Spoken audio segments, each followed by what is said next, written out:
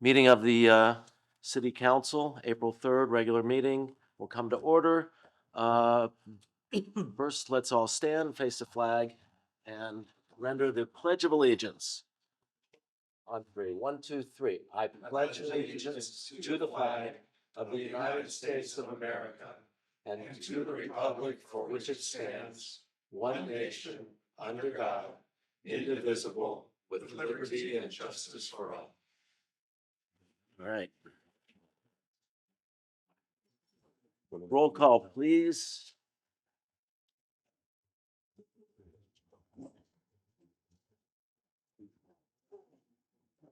Councilmember Sanders, Present. Councilmember Penna, Present. Councilmember Taylor, Here. Mayor Pro Tem Reed, Here. Mayor Whitman. Here. Is there a motion to approve the agenda as submitted? So moved. Second? Second. All in favor? Aye. Aye. Motion carries 5-0. We will start with subsection C, proclamations and presentations.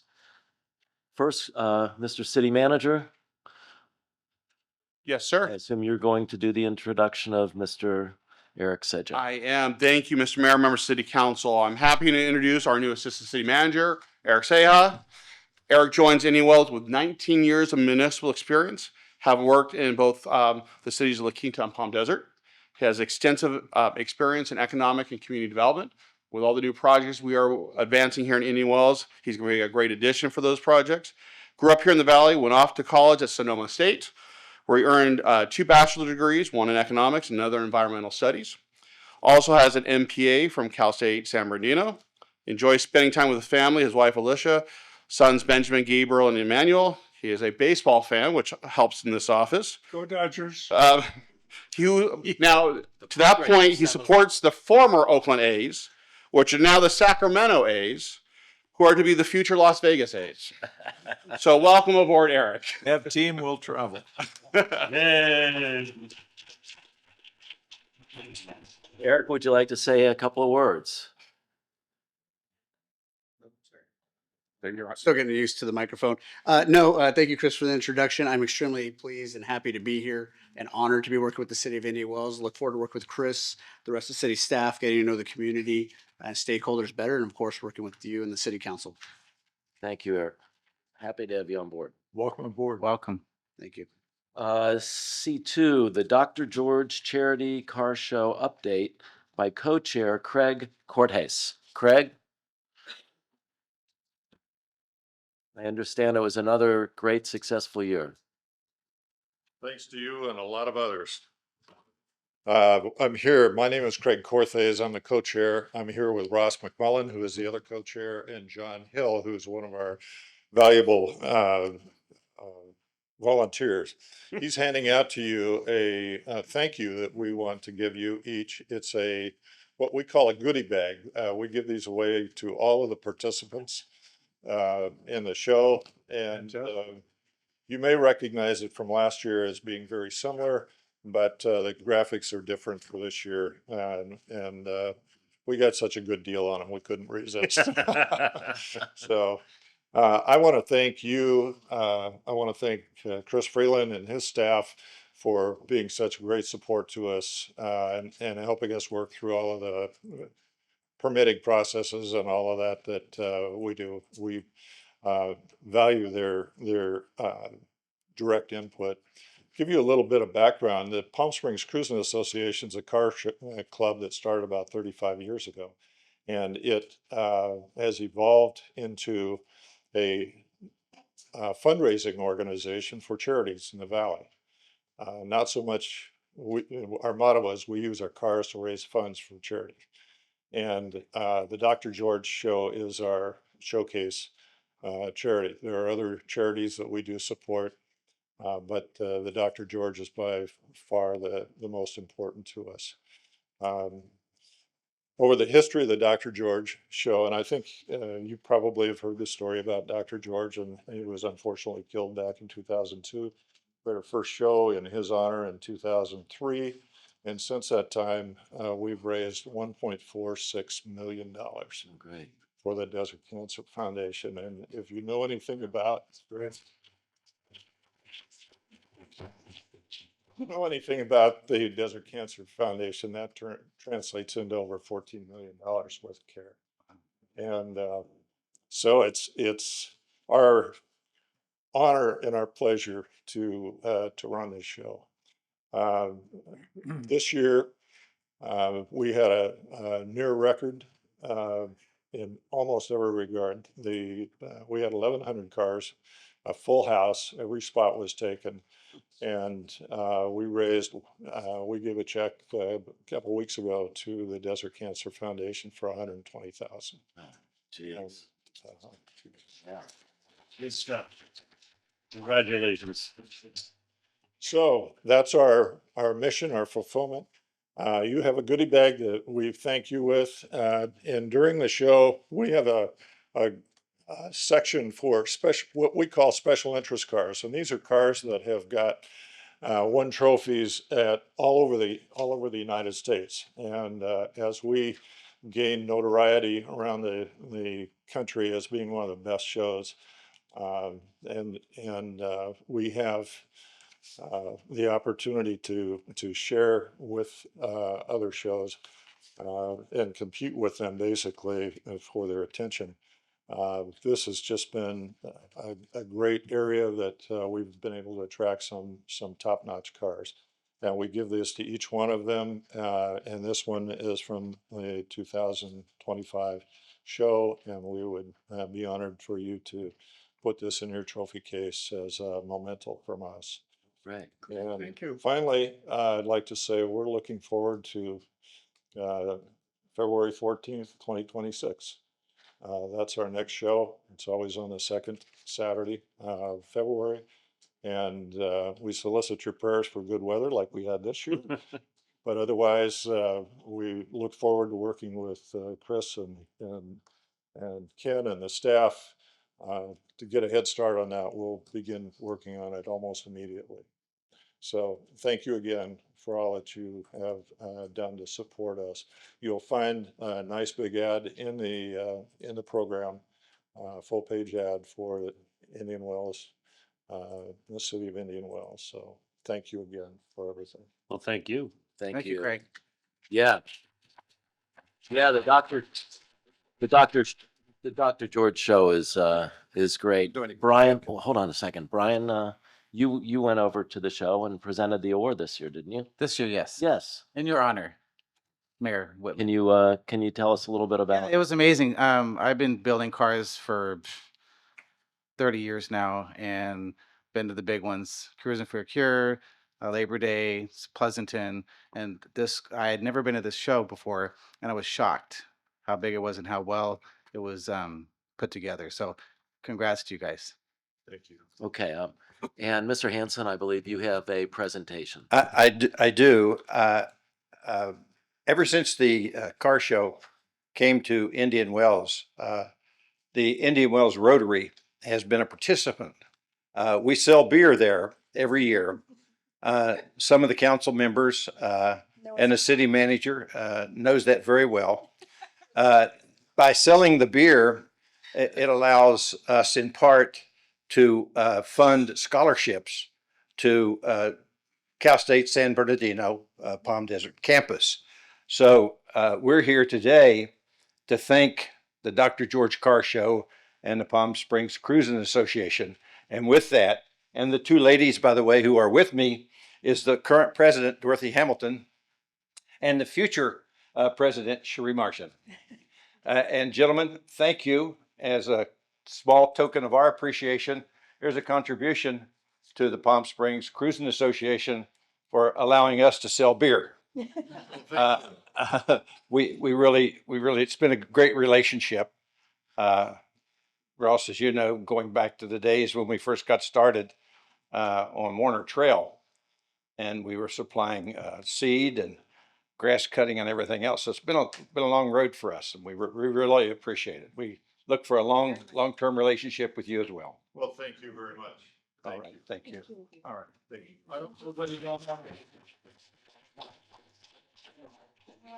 Okay. Yes, ma'am. Thank you, Mayor and Council and City Manager Thank for you, allowing us to make that presentation today. Thank you, Doug.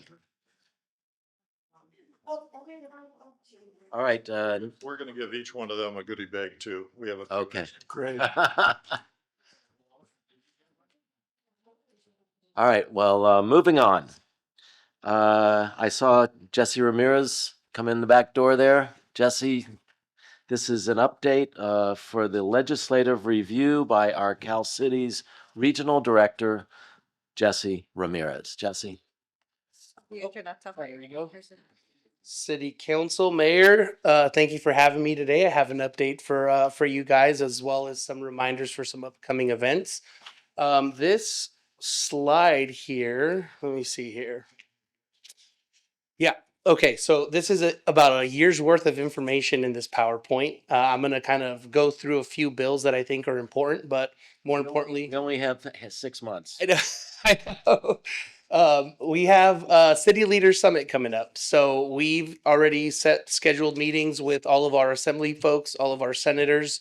I will be working with your staff for those that are attending to make sure that you're included in those meetings. And so we look forward to a good time in Sacramento. The next event we have coming up is our City Spring Conference with City Attorneys, May 7th through 9th. Our annual conference and expo. And I'm gonna bring it back to a local level here. We have our next division meeting May 19th in the city of Indio. This will be in collaboration with the Imperial Valley Division. It's the first time it's been done by our division. And we'll be getting a legislative update from Assembly Member Jeff Gonzalez. He's agreed to come down and speak to our group on that Monday night. The flyers should be going out Monday, but we look forward to having you all there.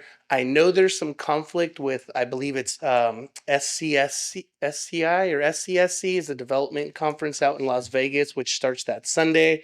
But if you're able to make it, we're going to have a good time, especially with the Imperial Division. I'm going to run through a couple bills here. And first of all, before I get started on this, I want to congratulate the council and staff for putting together this legislative platform. I can't express to you how important that is for us to do our job. There were a few instances last year where the legislator pushed through a few bills very last minute that were going to impact several of our cities, and they were not able to get letters of support or opposition in time because they didn't have the platform that you guys have. I'm actually going to take this platform and share it with the rest of my colleagues across the state so that other cities can look at this and implement that as well. And I'll be sharing this with my city managers on our next call, which we can discuss in more detail on our call tomorrow. But I will tell you, it's extremely important for cities to have this. And I love the way you guys laid it out. It's just, it makes our job, it makes us more efficient in what we're doing to help represent you in Sacramento. So thank you for that. I also want to let you know that we've got our eyeballs on AB 1407, which is a bill with Greg Wallace. We're monitoring that and we're engaged in that as well with your staff. And I want to kind of start with a couple bills. SB 569, you should have gotten a power or a Word document in your agenda packet there, but SB 569 Blakesphere is a Homeless Encampment Collaboration Act. This started down in San Diego and then moved up to Riverside this year, where those cities received grant funding from the governor and for homelessness encampments. They go to do the homelessness encampment cleanup, and they were denied by Caltrans.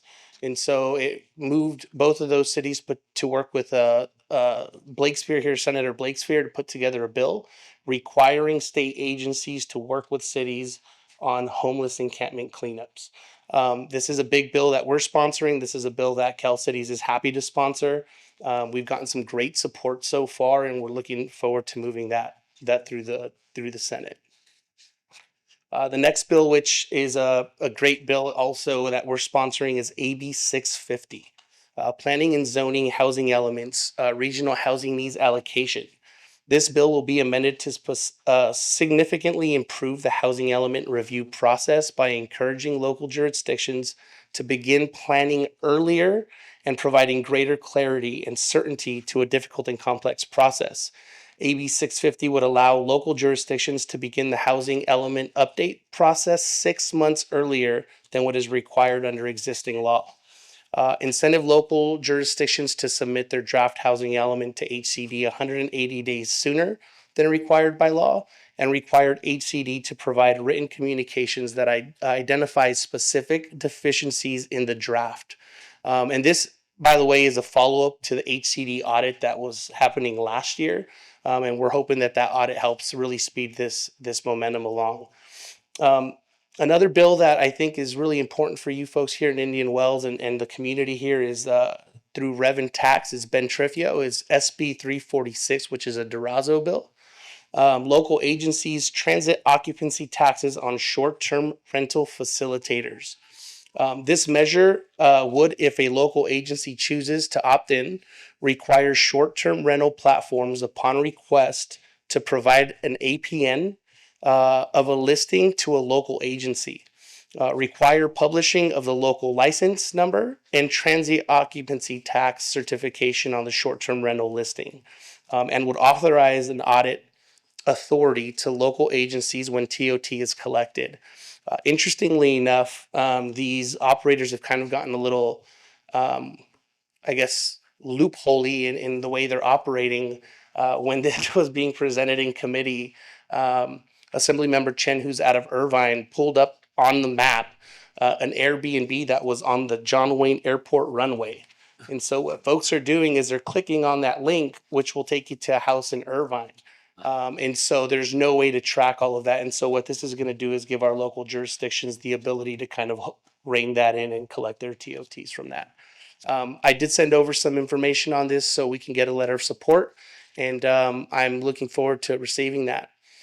Another bill that is really interesting and on our radar are there's some amendments to AB 52 as it relates to tribes. Our legal team is putting together an analysis on this. We have not received any redlining yet, but once we do, we'll be certain to send it over to you.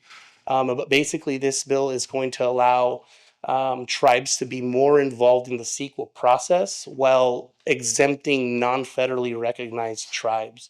And so it's very early on in those conversations, but it's super important for our local cities, especially as it relates to development. So we're definitely going to keep you updated on that. And the last bill I want to leave you with is SB 496, which is an Advanced Clean Fleets Appeal Board.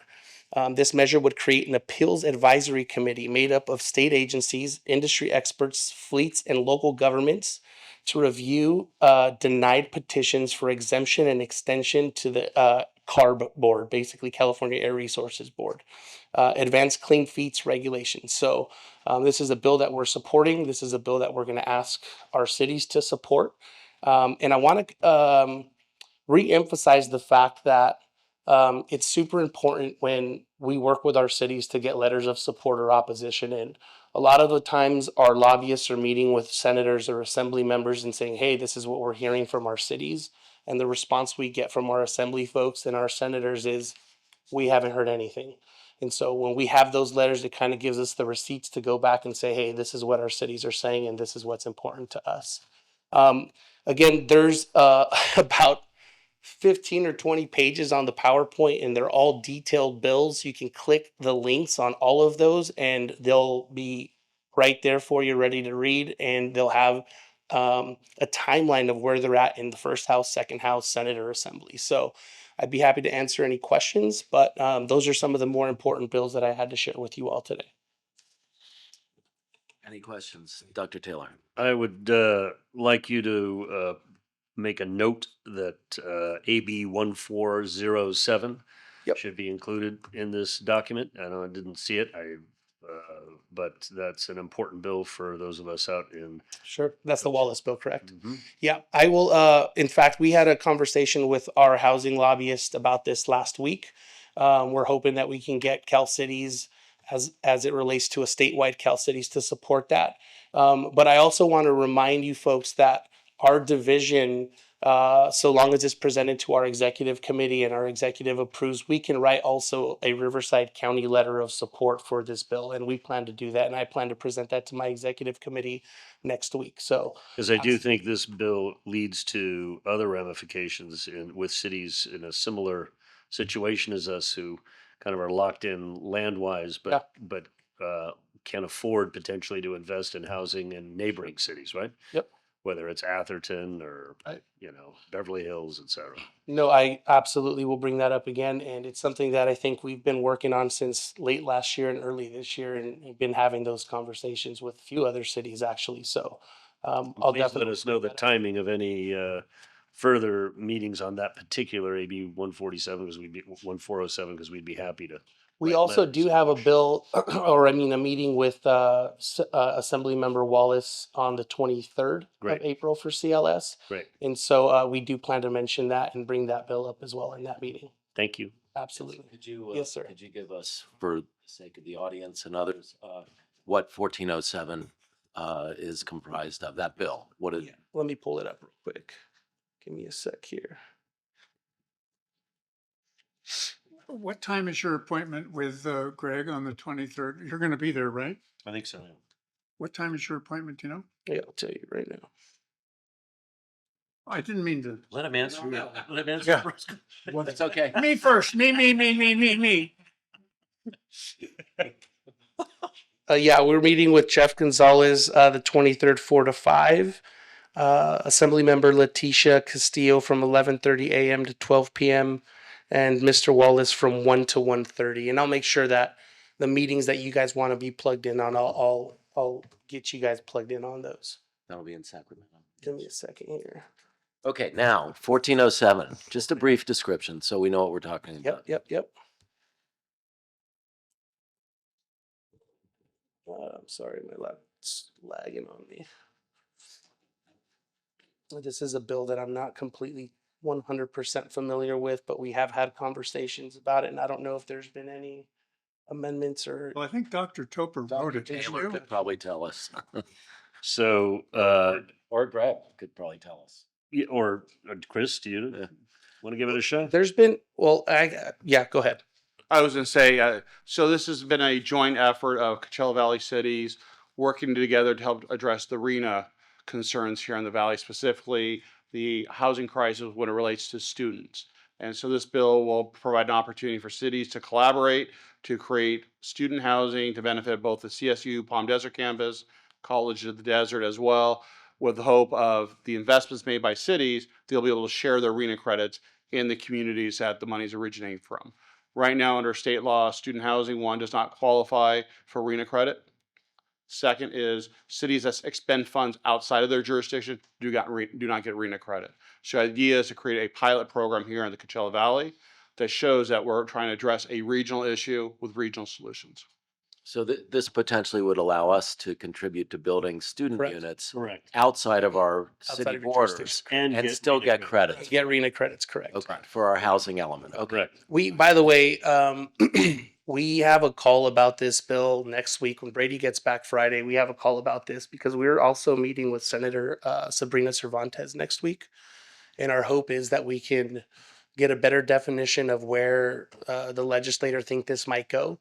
What I'm more afraid of is that by the time there's amendments and this goes through committee, it might look like a bill we don't want. And so making sure that we have Senator Cervantes on board, I think is going to be crucial for this moving forward. And so as those meetings take place, I'll make sure we keep you all updated on that. If I may, if you were to look it up online right now on the legislative platform with the state legislature, it's regarding with zoning, I think it is. Zoning, right? It's a spot bill that the assembly member put in there, so that way it met the statutory requirements for the originating house. But the intent is to amend it to include that language that we shared with you. Okay. Jesse, Sir. I have reason to believe that even Senator Weiner may support this bill. I hope so. I mean, that'd be great. I mean, the more bipartisan support we can get on a bill like this would be great. Anybody else? Yeah, I have a question.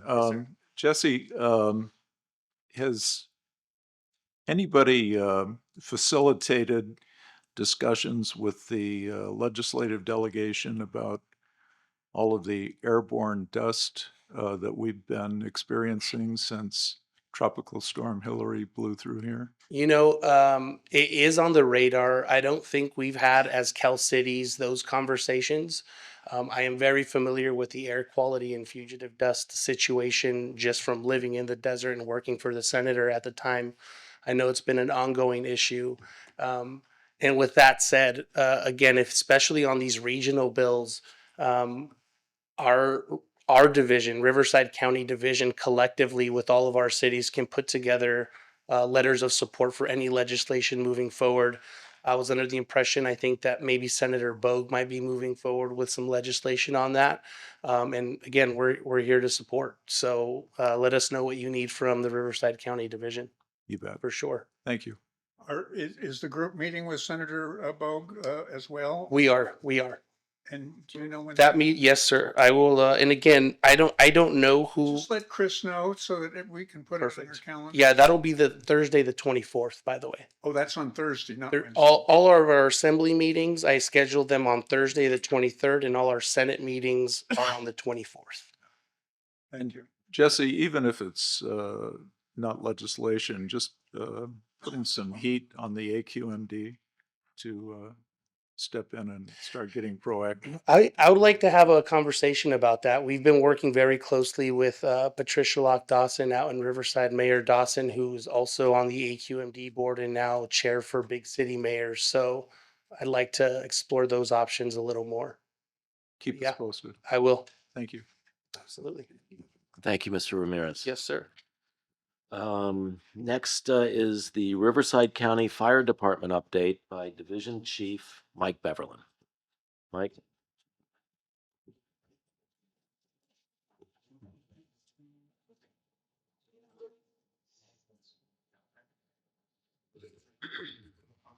Good afternoon. Good to see you all again. We have a lot of information to pass on to you, so I'm going to forego talking about kind of the quarterly things. There wasn't anything sticking out of significance. We only ran 10 emergencies to the tennis garden during the event. There were no other significant incidents, and all of the statistics for the quarter pretty much look in line for what I would anticipate. What I would like to cover is, earlier today during the State of the City address, it was obvious to everybody that attended the importance of public safety to the city, to the council, to staff. And so your dedication and support to us really, really is appreciated. As you all probably know, we've been under the review of the Insurance Services Office Fire Department evaluation for about almost a year now. Late on Friday, I got information on what our rating will be, so I'll just let you guys know. So between the 3 Cove community cities jointly, we were evaluated by the Insurance Services Office. The evaluation showed that we had made improvements, and we have improved from a Class 3 fire department to a Class 2 fire department. Okay.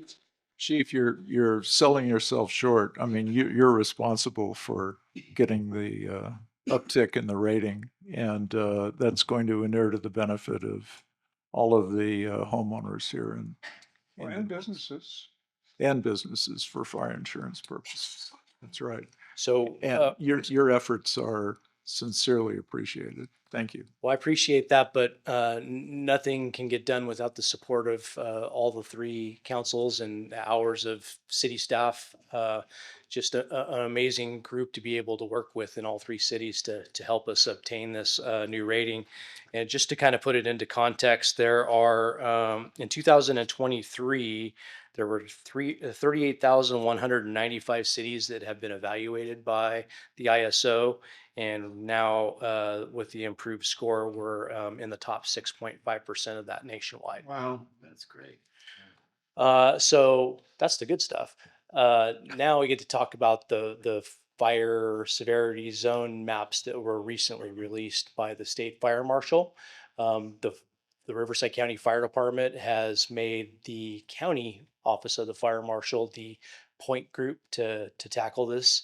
And so, number one, I wanted to introduce the new deputy fire marshal for the Eastern Operational Area, which is Cole Hetrick, and he will go over a little bit of the fire severity zone information that we want to pass on to you. But please know there's going to be a detailed report given, hopefully, to the Cove Commission later on this month. Okay. Cole, Mr. Hedrick. welcome. I think massage this button, you can get to your slides. Perfect. Good afternoon, distinguished members of the council, city managers, and city staff there. Certainly a privilege for me to be back here in the desert, serving the entire Coachella Valley, collection of cities there, the deputy fire marshal in the office, OFM East office, filling behind Sonia Cooley's retirement in December. So just kind of getting into just brief things as far as the fire hazard severity zones. This is a commission that was presented legislatively to the requirement of the state fire marshal to evaluate the entire state of California as far as their perspective, as far as the local responsibility areas needing to have some sort of category of fire hazard severities. And so at this time, as of March 24th, they released those maps for the Southern California area, and Indian Wells, as well as pretty much all the cities in the county, have now been identified to have some sort of fire hazard severity zone. So I'm going to see how many slides I need to get to some of these details here. I'm moving.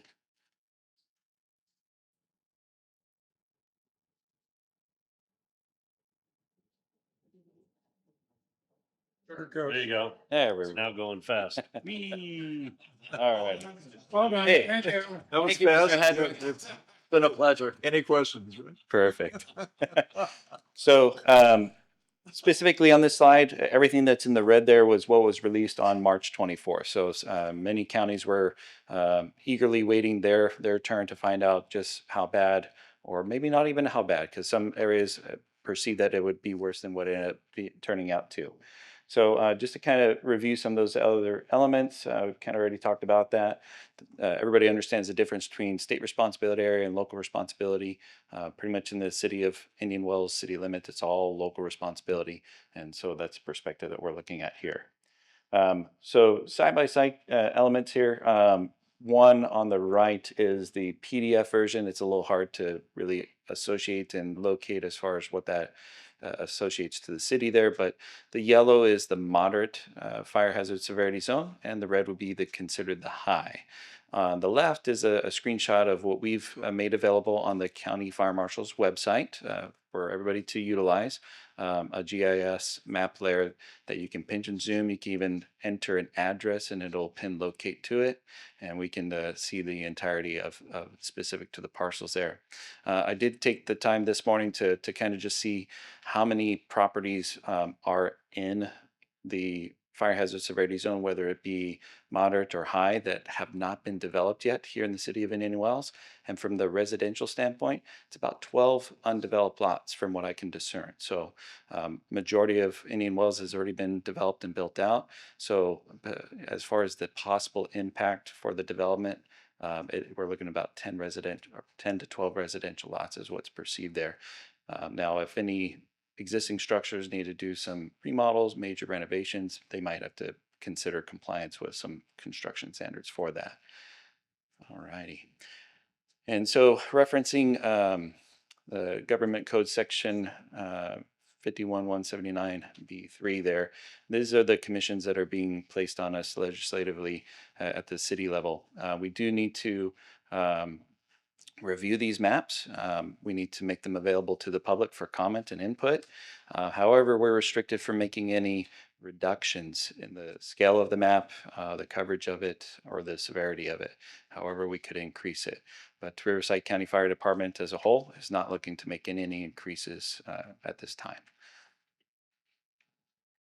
So to kind of break down some of the impacts for these elements, just very briefly, very high, good news, Indian Wells does not have any very high categories proposed or identified, just the high. And so just wanted to focus on that, the impacts of having a high category in those specific areas. Not only are we adopting the map, but it would be the Chapter 7A Building Code Fire Construction Requirements. What that turns out to, there's different studies that's assessed it between residential as commercial, as far as what those potential impacts are. And relatively, it's the roof construction type, which most of the roofs that are being built out here already meet the standard, pretty much, as well as siding and maybe glazing and ember screens for that. And then a disclosure. So should a property need to be sold and it's in that, as part of the escrow closing, they would need to provide that as a disclosure, maybe even identify compliance with defensible space or construction to that level. Okay. This one's a little more finite detail.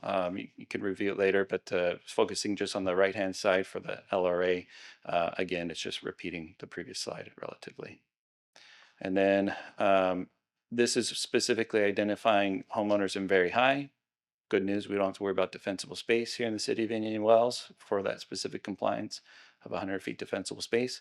It would just be the home hardening consideration. So we don't know what the impact is going to be to the private insurance companies there, how they're going to utilize this, but it might be beneficial for property owners, homeowners to consider incorporating such things as home hardening to certainly ease the concerns of the insurance agencies.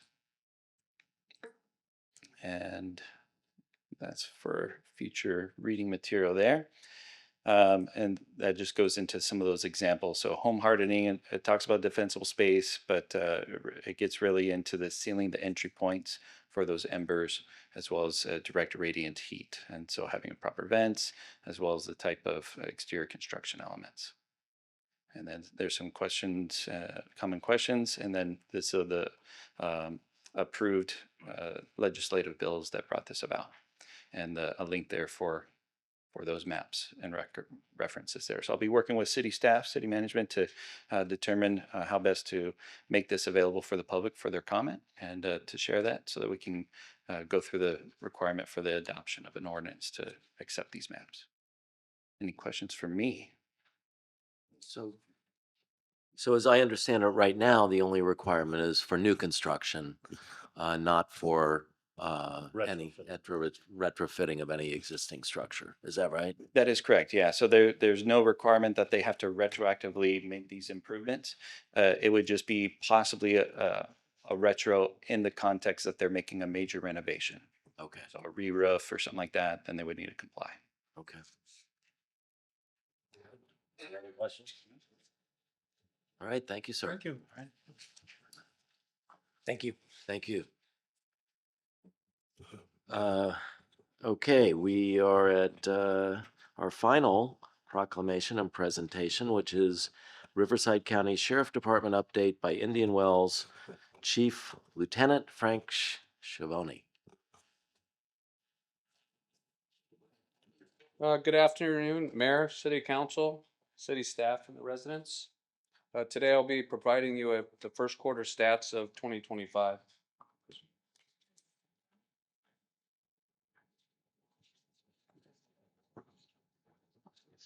Okay, so we had 4,176 total file numbers were drawn as of March 31st of 2025.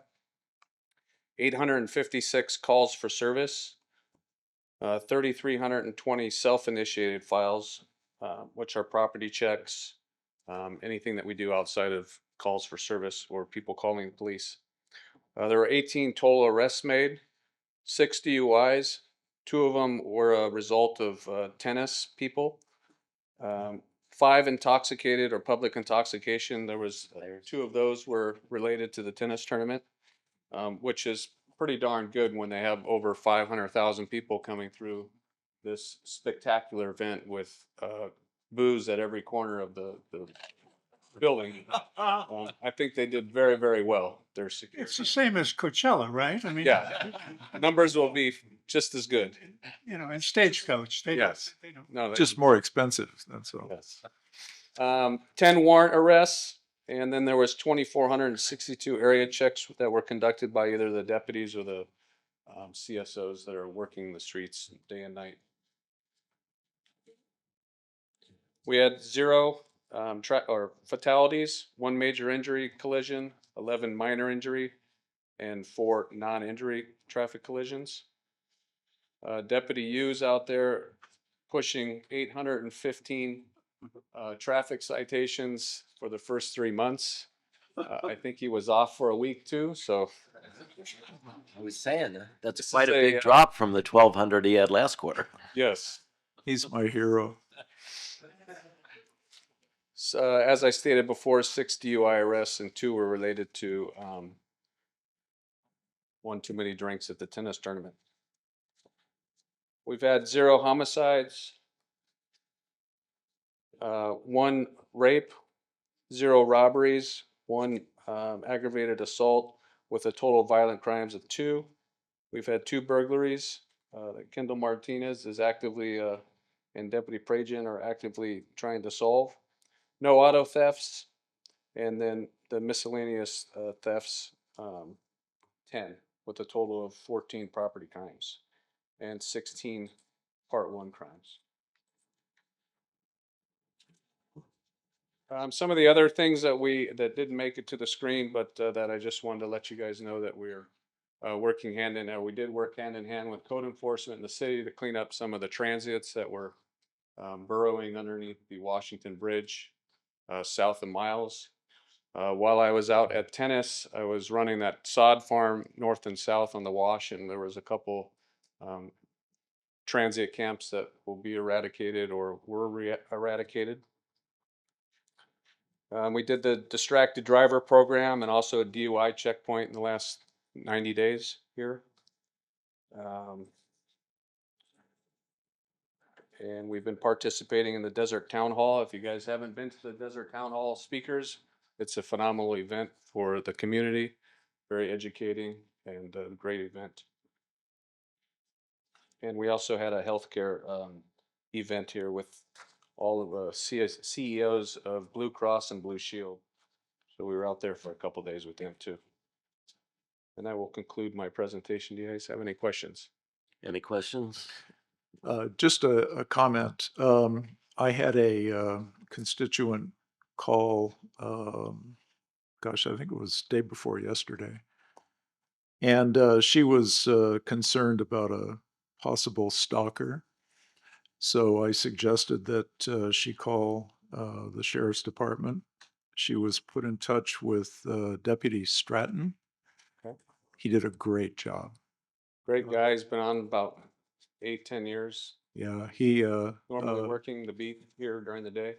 he was very reassuring to her. He took the report. He's in the process of following up. So I just want to give a shout out to him. Well, thank you. You bet.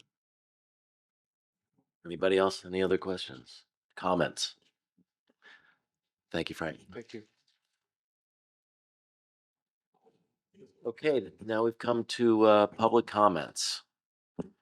Members of the public who wish to speak on consent items or items not on the agenda may do so at this time. Public comments are limited to 3 minutes, and speakers will be alerted when their time is up. Once speakers have had an opportunity to speak, no further comments will be permitted. Please note that we cannot respond to public comments other than a brief question. Are there, Ms. City Clerk, do we have any public comments? Yes, I do have one. We have Mr. Martin Lax. Mr. Lex?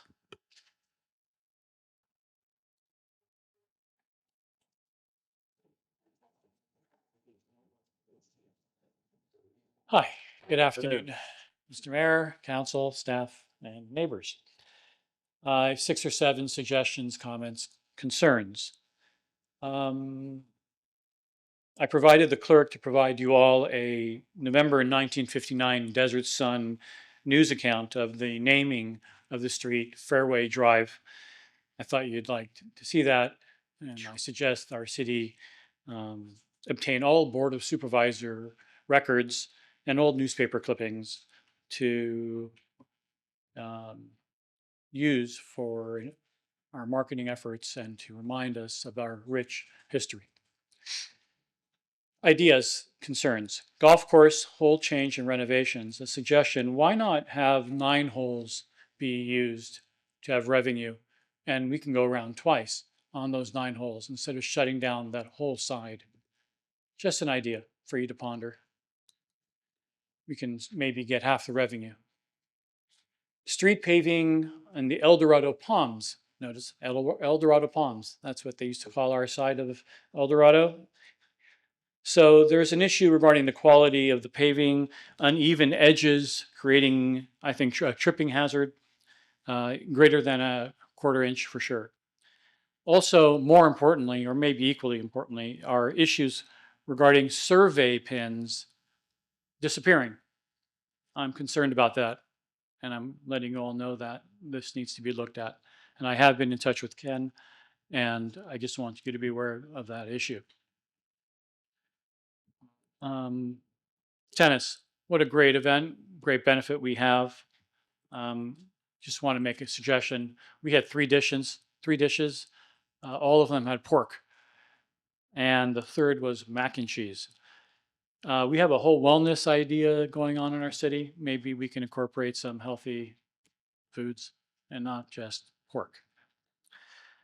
End of season resident party email. I just got that this week on April 1st. It's called Mid-Season Resident Party that is scheduled for April 10. That's not accurate nor consistent with what happened last year, which was it April 6th? It was called End of Season of 24 and 23, also April 6th, End of Season. And in 22, March 31, End of Season. I remind this body that we criticized the timing of the level of service report regarding the quote-unquote Safer Streets project not being done in season, calling this party mid-season. Please, it's an end-of-season party. Let's be fair. Along those lines, confirmation of attending events like tennis and this end-of-season party. Usually, in the past, we used to get confirmation emails. We haven't been getting them as residents. It'd be nice to get them so that we don't have to call staff and bother them to make sure that we're registered. And I suppose now that we're doing the strategic planning, I want to remind you all that since and before the 1967 founding of our city in the Indian Wells District, that our mission was to preserve its distinct low-scale desert environment, focus on views of the mountains, and maintain an identity different from our suburban communities around us. As we go into the strategic planning process, please keep these ideals in mind. Thank you. Thank you, Mr. Lax.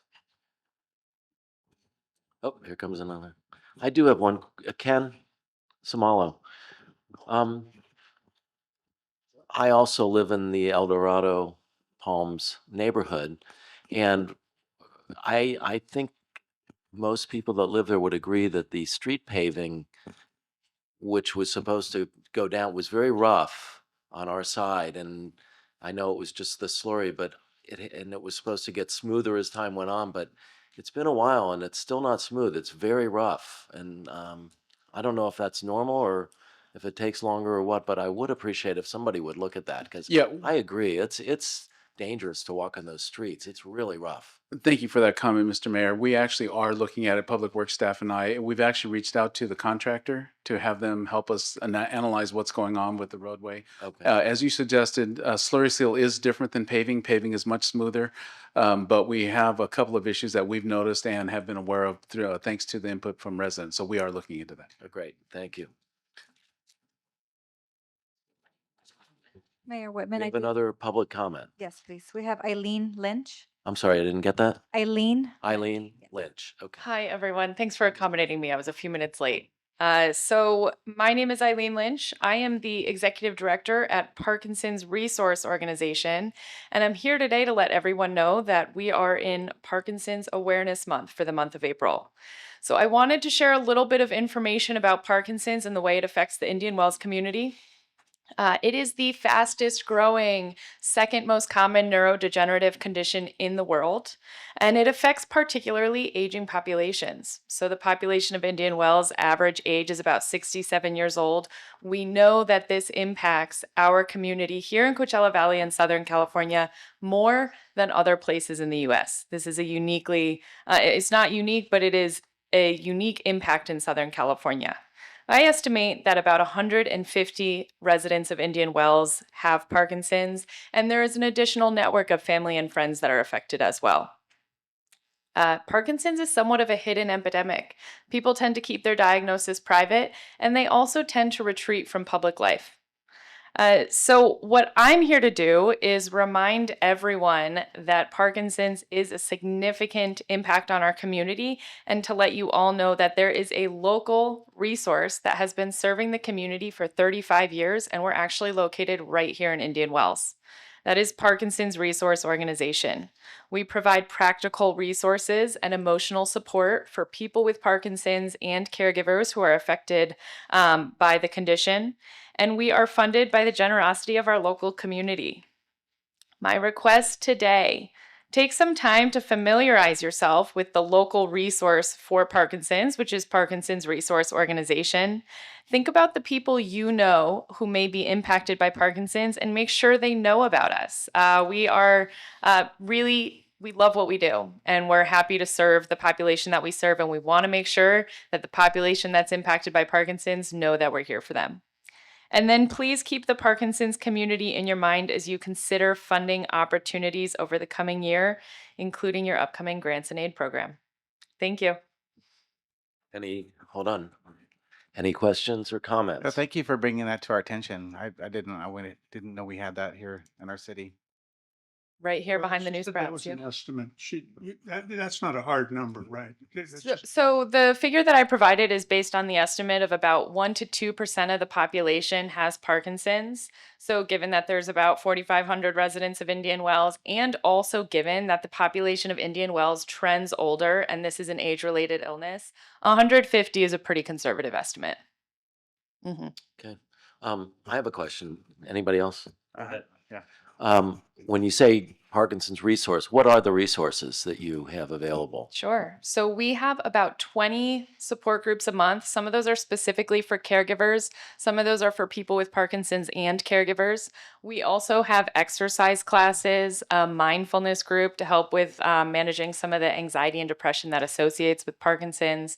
We have a grief group as well. Once a month, we have an educational webinar featuring an expert on some aspect of Parkinson's or living well with Parkinson's. We have a monthly podcast, an amazing YouTube channel with exercise classes that people can do at their own leisure. We have a resource directory on our website, which is full of additional information, a monthly newsletter, and I would say most valuable, if you give us a call, we will take the time to talk to you about what is impacting your life right now with Parkinson's, and we will do a one-on-one consultation with you to help problem solve and come up with some solutions. Great. All right. Thank you very much. Thank you. By the way, Grants and Aid, there's a application. I don't know who, I don't remember. Is it Brian? Are you the? Yeah.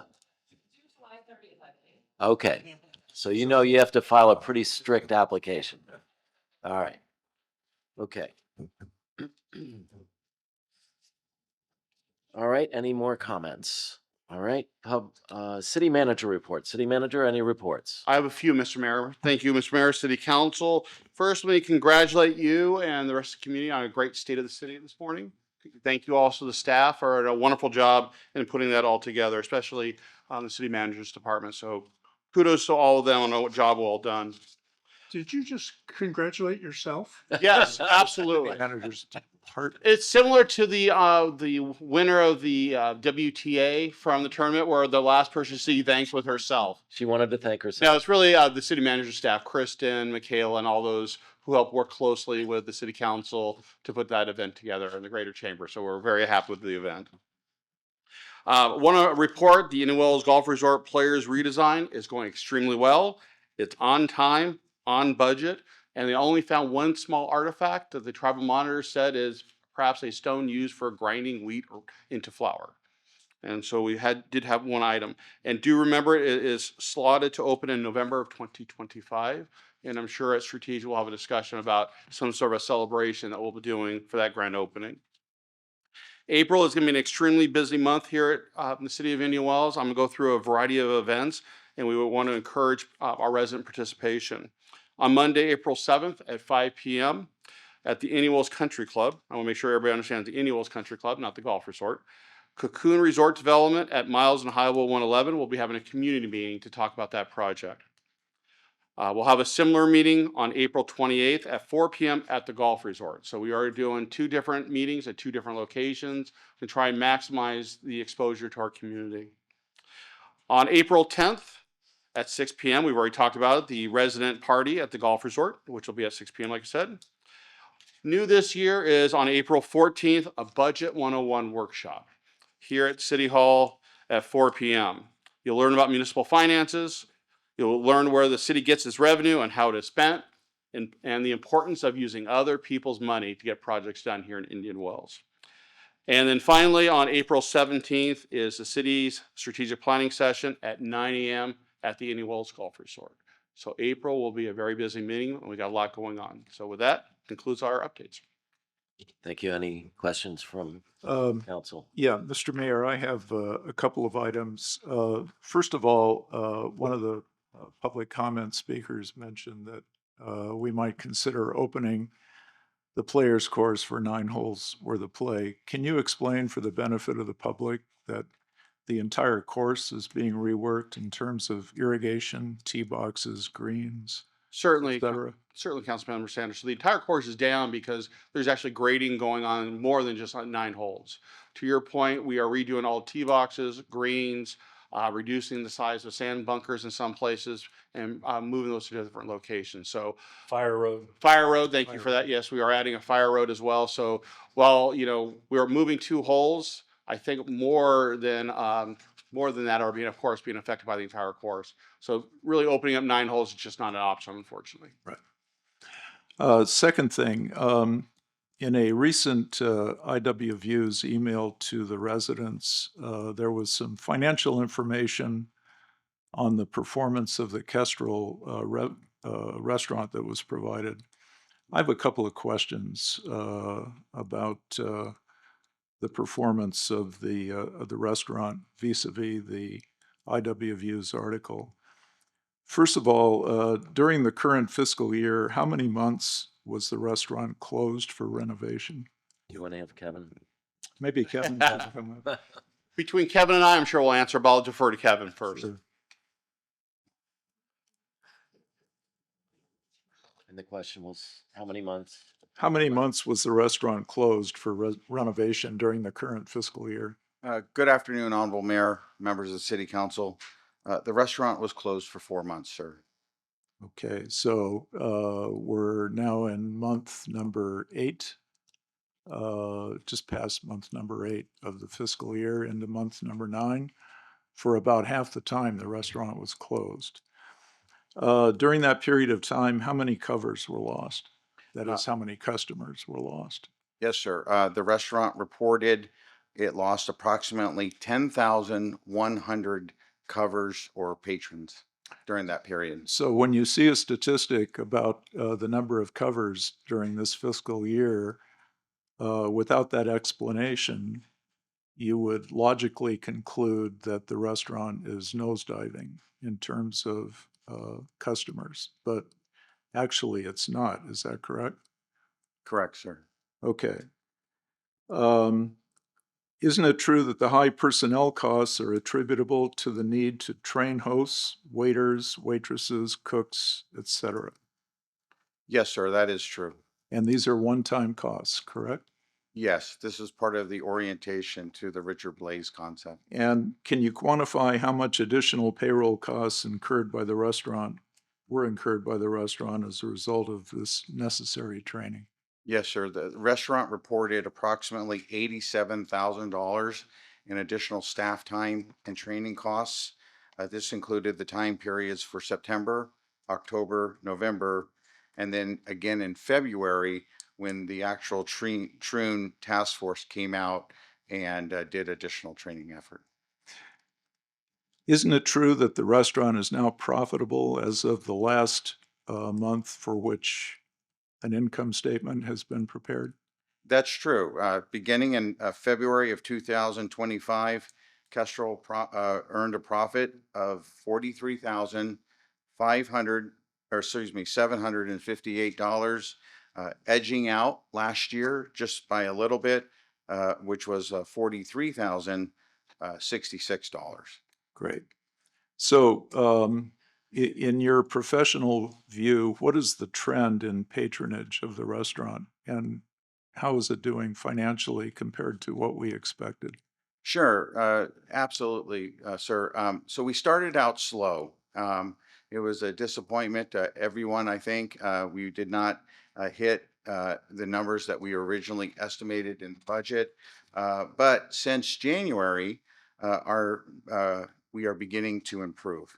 So beginning in January, patronage at Kestrel has surpassed that of the previous fiscal year. And in January, the restaurant served 5,790 covers compared to 5,312 covers in the prior year. Additionally, in February, we saw the same trend occurring.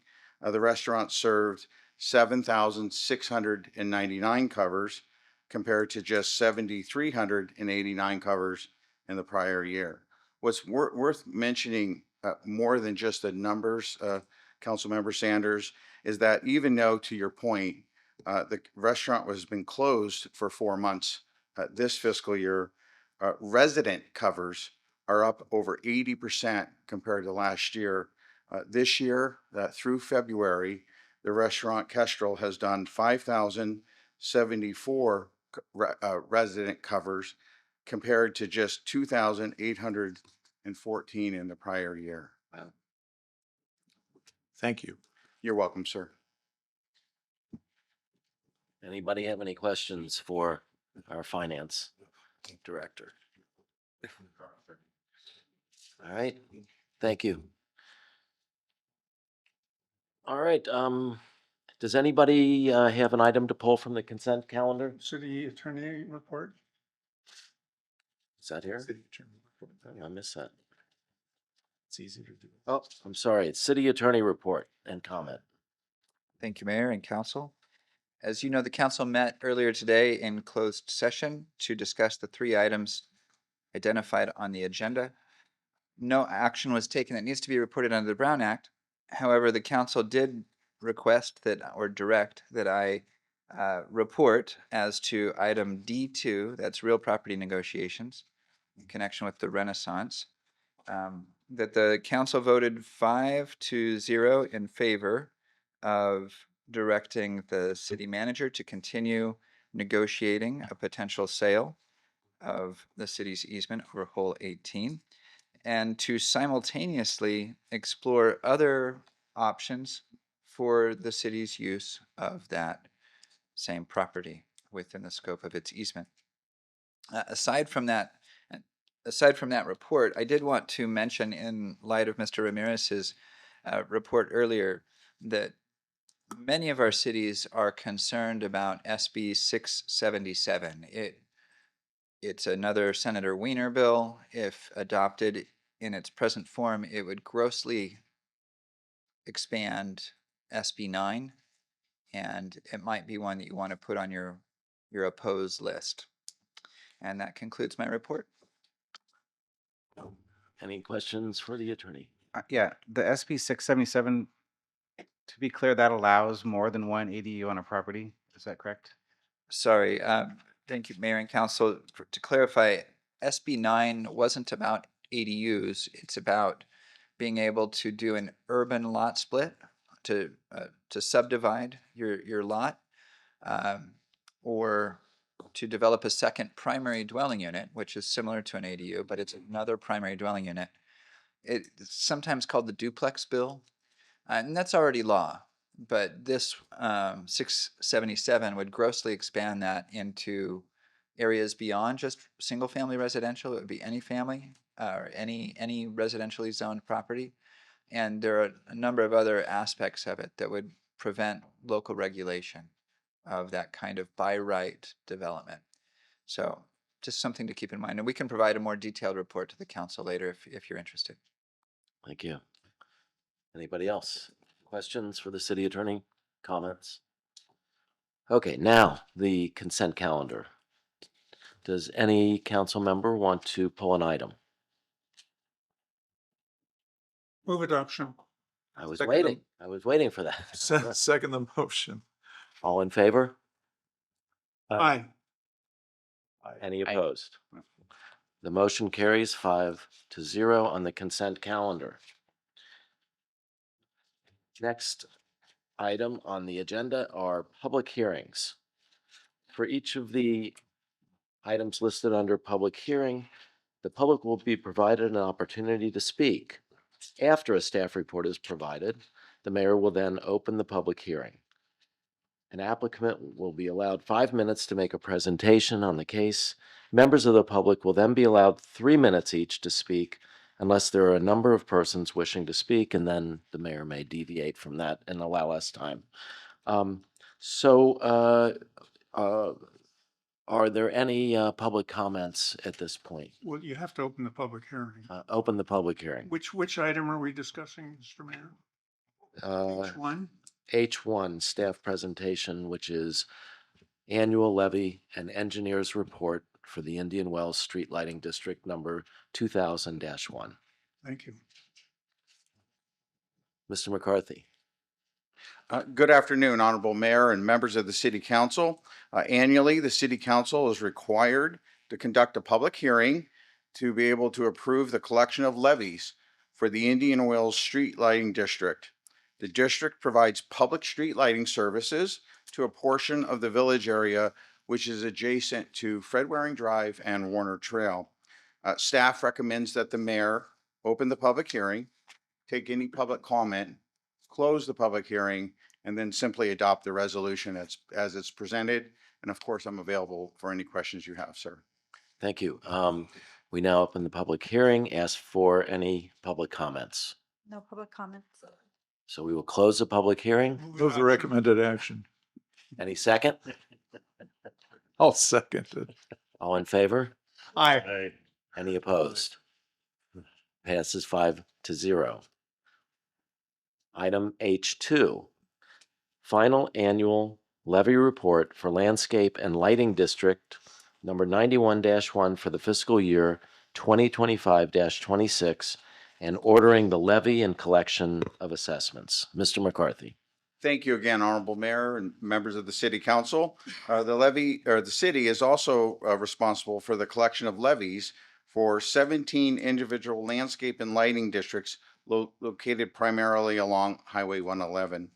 The total cost this year to operate the districts has risen by about 4% and totals $1,970,000. Again, staff recommends that the mayor open the public hearing, take any public comment, close the public hearing, and then simply adopt the resolution as it's presented. Thank you. I'm available for any questions, sir. Council, we open the public hearing. Any public comments? No public comments. Close the public hearing. Move the recommended action. Second. All in favor? Aye. Aye. Motion passes 5-0. Item H3, annual levy and engineer's report for the Drainage Maintenance Benefit Assessment District number 1. Mr. McCarthy. Thank you again, Honorable Mayor, members of the City Council. Again, the City Council is required to hold this public hearing to be able to approve the levies for the Drainage District, which is located in the province community. The district reflects the maintenance costs for nuisance water runoff and its retention. Staff recommends that the mayor open the public hearing, please take any public comment, close the hearing, and adopt the resolution as it's presented. We will open the public hearing. Any public comments? No public comments. Close the public hearing. Anyone have a motion? Councilman Reed, your honor. Move adoption. Second the motion. All in favor, say aye. Aye. Opposed? Motion passes 5-0. Thank you, Mr. McCarthy. Thank you, Honorable Mayor. The next item is general business. The mayor will call upon members of the public to address the council regarding this agenda item. After the public has provided comment, the item is closed to further comment and brought to the council for discussion and action. We have one item of business today, which is I.1, City Monument at Indian Wells Lane. Staff presentation, Mr. Samala. Good afternoon, Honorable Mayor, members of the council. Ken Samala, your Public Works Director. The item before you today is regarding the Indian Wells Lane Golf Resort Monument sign located on the north side of Indian Wells Lane, on the north side of Highway 111 at Indian Wells Lane. In September of 2021, a car accident destroyed the previous sign, which advertised for the golf resort, Hyatt, and Renaissance resorts. The sign that's out there today is a temporary sign that was installed immediately after the car accident. In 2024, staff advertised to replace the monument sign with a temporary structure, this one shown here. Bids received were well over twice the budget of $100,000. So in the interest of including public art and seeking alternative funding sources, staff researched alternatives including artwork. This sign is only a concept, but could use 100% Art in Public Places funds. So I'm going to shift gears. Separately, in January of 25, the council instructed staff to meet with representatives of the Grand Hyatt and Renaissance Esmeralda to talk about the complete redesign or refresh of the fountains on either side. As stated in the staff report, the fountains on either side, east and west of Indian Wells Lane, belongs to a lighting and landscape maintenance district, which members include the city, Grand Hyatt, and Renaissance Esmeralda. Now, that does not include the monument sign in the roadway. Staff met with the LLMD representatives to discuss the options and their interest in cost sharing for the upgrade of the fountains, and they are currently talking to their ownership regarding interest in participating with that change. So I'll bring this all together in this slide. Staff is seeking your direction for several options. They're numbered, but they're not preferential number. They're just 4 options. Option 1 is to approve the public art bronze monument that you saw first, and I can scroll back if you like, and appropriate $250,000 in Art in Public Places funds. Option 2 would be to approve the redesign, the fire and water idea, and appropriate $200,000 of general fund. You can instruct staff to conduct a request for proposal to develop an alternative sign. The 4th option is to approve construction in replicating the previous sign that was hit by the car and appropriate $100,000 in general funds. You can postpone the sign replacement, and we can do all 3, both the fountains and the sign in coordination with each other. And we'll go back to the LLMD memberships to make discussions and then come back to you with alternatives or provide an alternative option for staff. As I said, I can scroll back to the options if you want to see them again. That concludes my report, and I'm available to answer any questions. Any questions? Mr. Mayor, may I make a suggestion? There have been some discussions internally about branding. They were initiated largely by Dr. Taylor.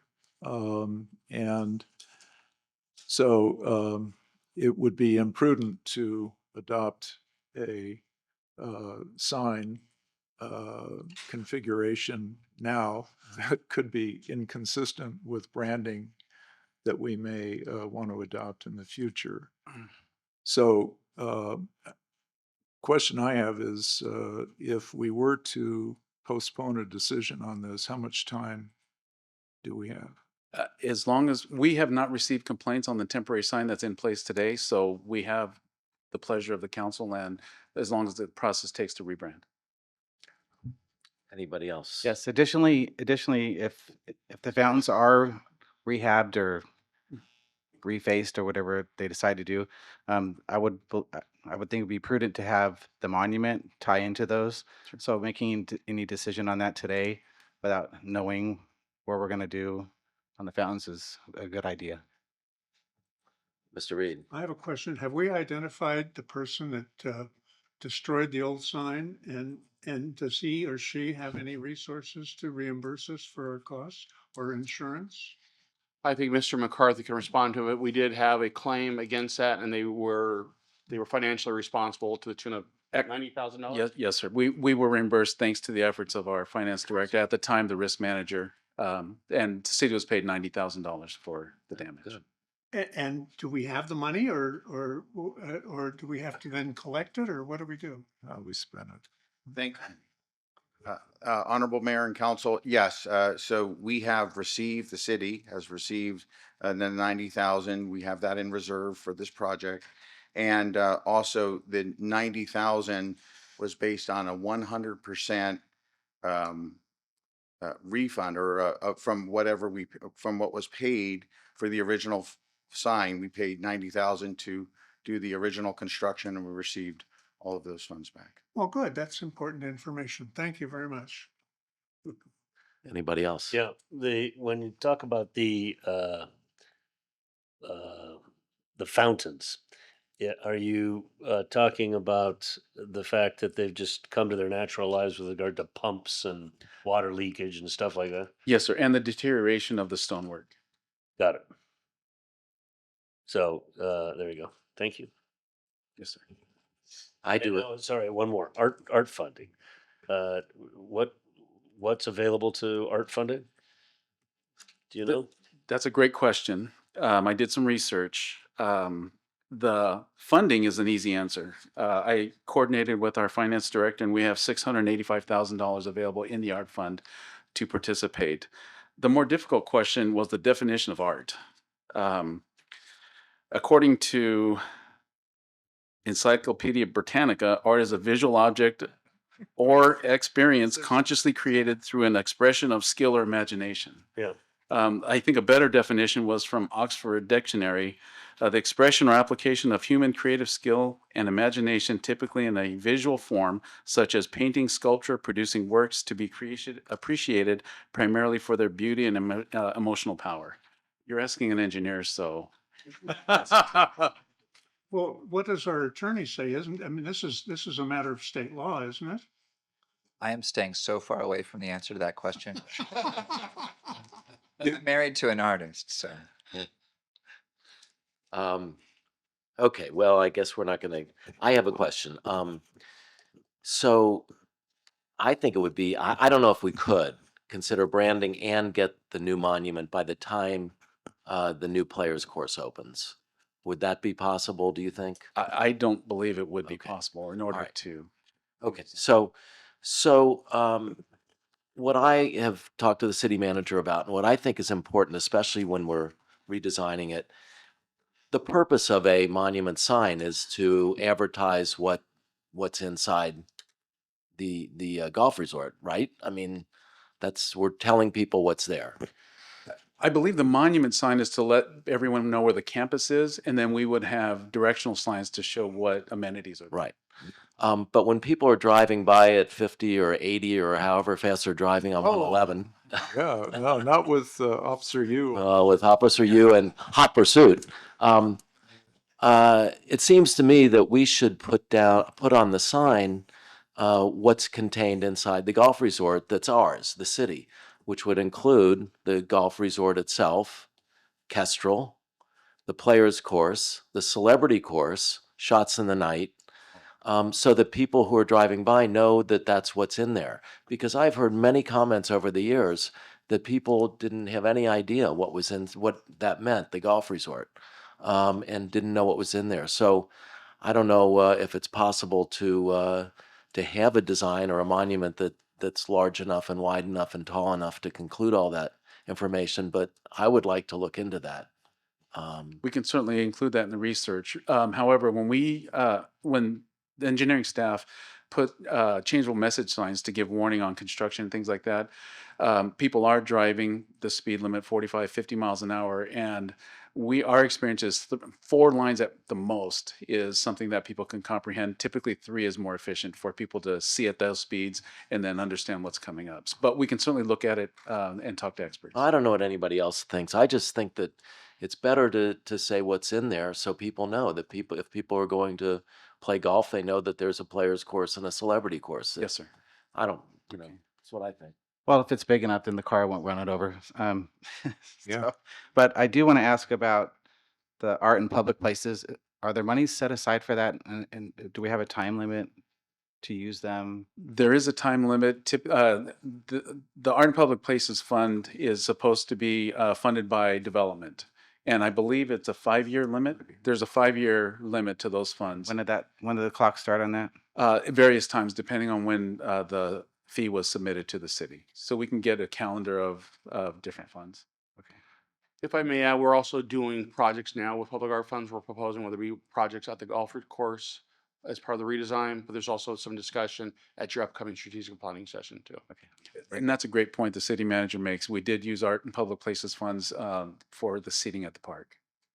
So we don't want to let it sit there. We want to use No, it, sir. right? Yes, sir. So I would move that we delay any approval of this until we get, branding re-efforts. and, Second. response Before from there's a motion in a hotels. second, sorry to interrupt, Please. council member. No, please.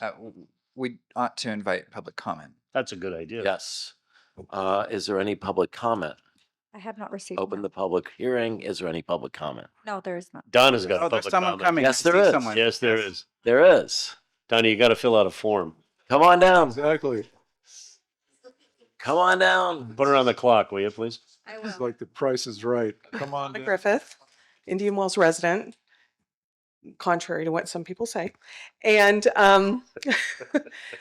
so while you're working on this sign, my hope and prayer would be that it won't be a digital sign. And so we initially talked about that, and some of us in the audience are worried that you might think about a digital sign there, like a little Vegas thing. And I don't believe that's on brand for the city of Indian Wells. That's just my 2 cents. Okay. Thank you. All right.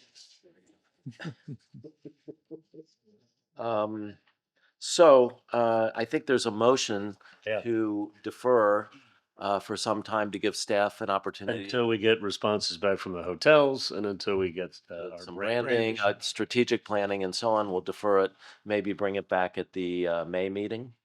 Would that be enough time? No? No. No. We'll get through strategic planning, see what the discussion is about branding first, and then we'll have a discussion with the council. Do we have a motion? We Yes. do have a I motion. A second. second. All in favor? Aye. Any opposed? The motion carries. Thank you, sir. Nothing. Thank you, Ken. Thank you, Ken. All right, so council members' reports and comments. Council member Sanders. Thank you, Mayor Whitman. I was at the Animal Campus Commission meeting this morning representing the city of Indian Wells. The only thing that I can report is that the commission has adopted a goal of achieving a no-kill shelter status. That sounds easy. It's not.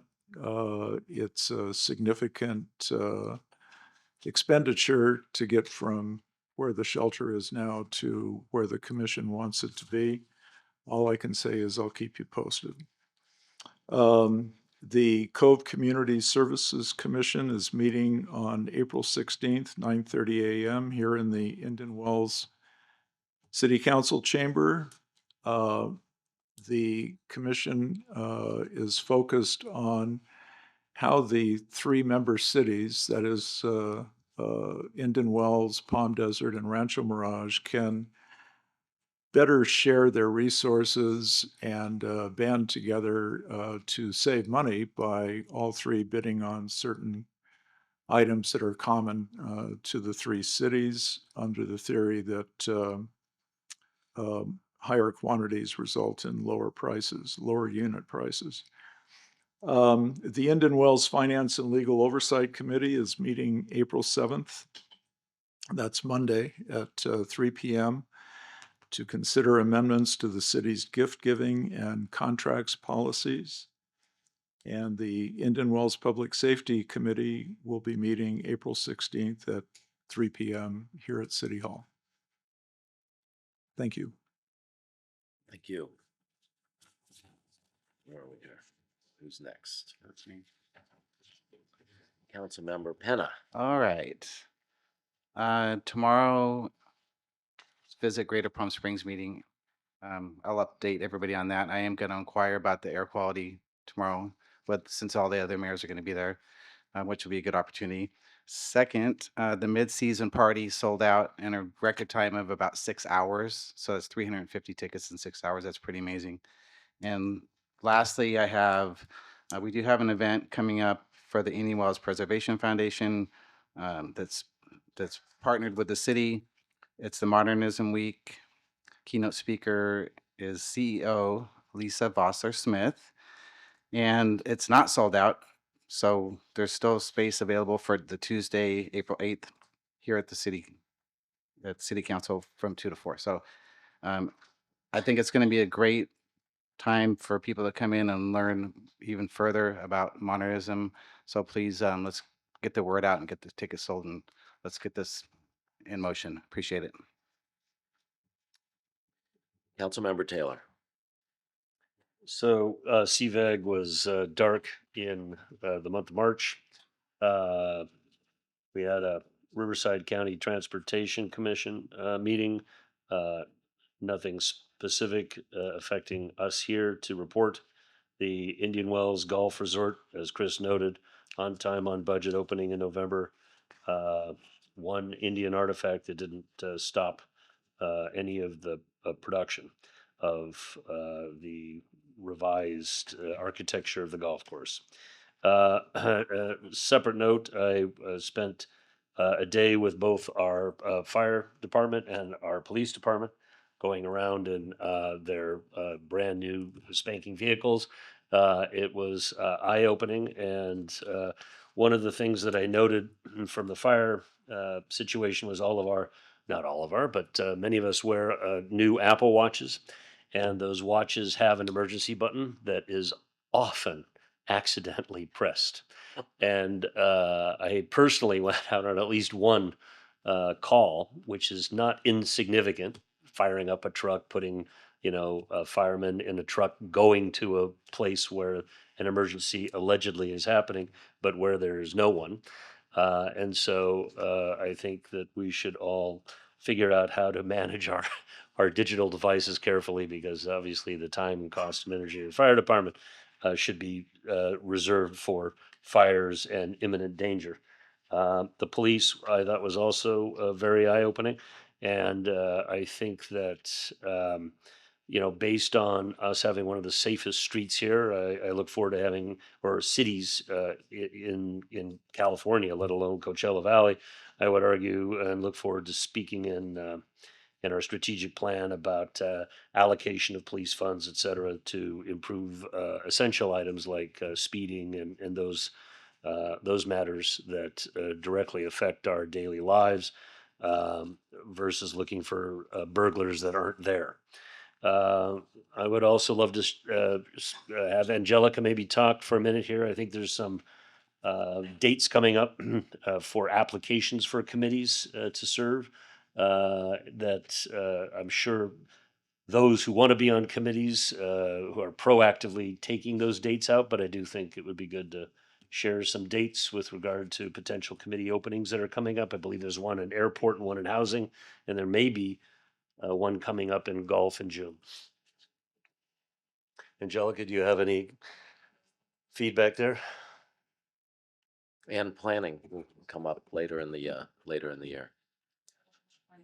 No worries. I didn't mean to spring this upon you. Can I interject, Bruce? Can I interject? Sure. Okay, back to Brian. I missed one thing. The author speaker series was delayed due to an illness, and the rescheduled date for that is April 29th, 2025 at 4 o'clock. So hopefully everybody knows that, and everybody that has tickets will join us for that event. Thank you. Well, perhaps Angelica can just send us another email. You did send it to us before, but we can always get it a second time. Yes, I have it on my staff report. Okay. That was on the consent agenda today. So, yes, we do have 9 appointments to be considered. So we have the Community Activities Committee that's going to have 2 openings. We have one that's termed out, another member that's going to be up for reappointment. For the Golf Resort Advisory Committee, I have 1 reappointment and 1 that's terming out. So that's 2 positions. I have on Grants and Aid, we have 2 that are terming out. So I need 2 positions for Grants and Aid Committee. 1 on housing, we had 2 on Housing Authority Commission, so 1 for each senior housing. So we have 1 at the Mountain View Villas and 1 at the Indian Wells Villas. And then finally, the Palm Springs Airport Commission will open up for 1 reappointment for that one as well. But that's a reappointment, right? That's a reappointment. The current member has stated he might not be taking on a second term, but we are to find out. Applications do open tomorrow.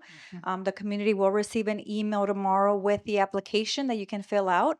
The deadline to submit is Wednesday, April 30th at 5 p.m. Our goal for the council is to make appointments in June. So the interviews will be from May 5th through May 30th. And we'll work with our ad hoc council to call everyone once we close the applications on the So 30th. just as a point of clarity, the April 30th date is for all those potential committee appointed. Correct. We're interviewing appointments. from we're starting interviews from May 5th through May 30th. We're closing the application process. We're opening up the applications tomorrow, April 4th, and closing them on April 30th. That gives the people enough time. Is an email going to go out to residents? It goes out tomorrow with a live link to apply. You can make your selections. We asked the public only apply up to 2 committees. And That's it'll identify all the opening positions. correct. Yes. Thank you. You're welcome.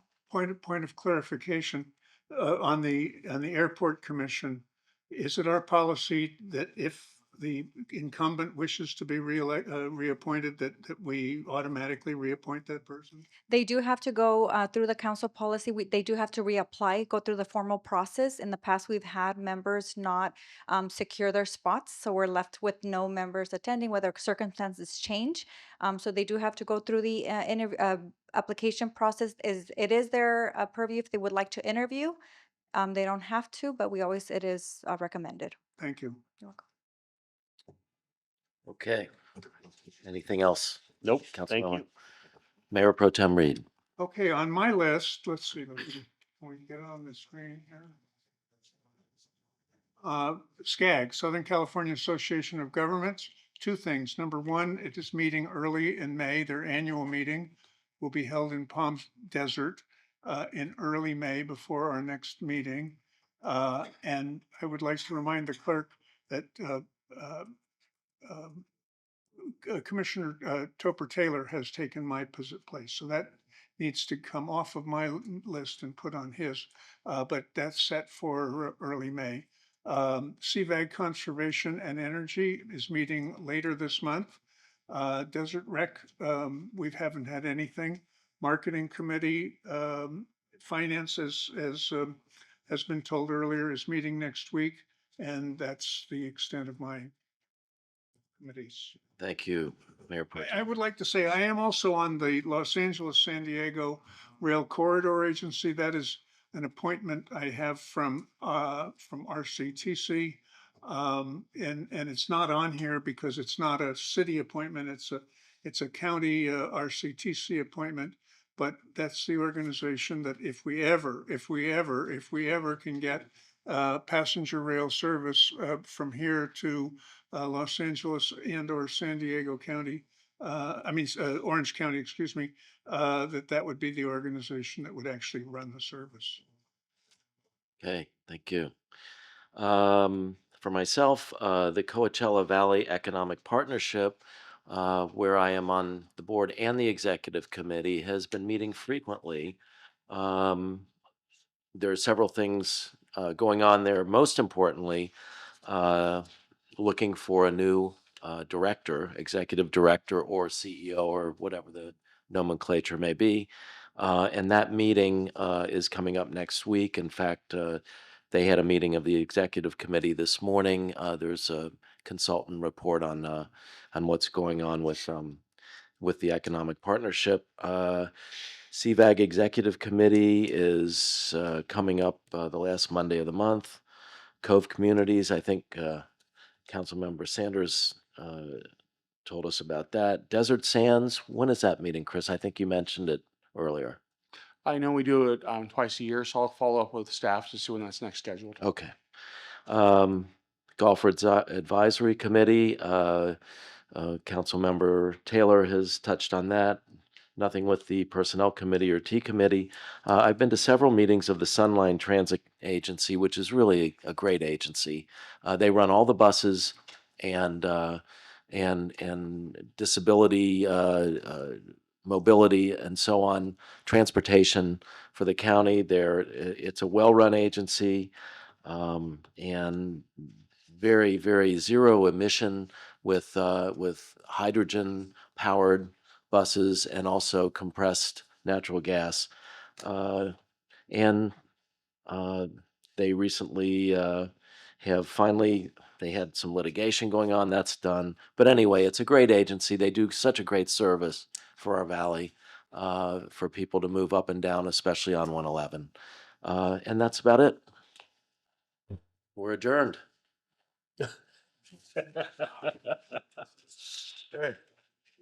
Next meeting when?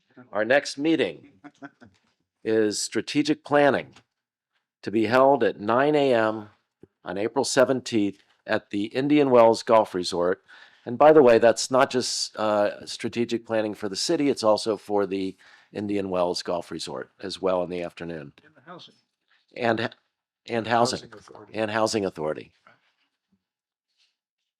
Okay. Thank you very much.